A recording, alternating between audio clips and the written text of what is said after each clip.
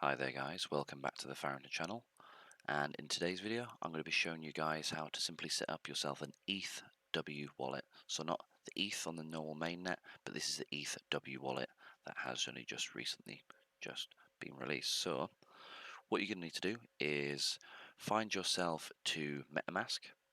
So if you've already got it installed on the top of your browser, or if you've already got it there, what you're going to need to do is click on the networks, press add network, and then a box will come up just like this for you to fill in.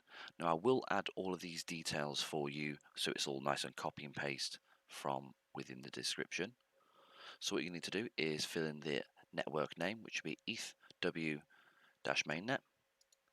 You'll need to make sure that you put in the correct new RPC URL, which is mainnet.ethereumproofofwork.org. Make sure that you put in the correct chain ID, so that is 1001. Put in the correct currency symbol, which for this it will be ETHW, and then also do not forget to add in the block explorer URL. So once you have completed this and you fill this all in correctly, make sure you double check it.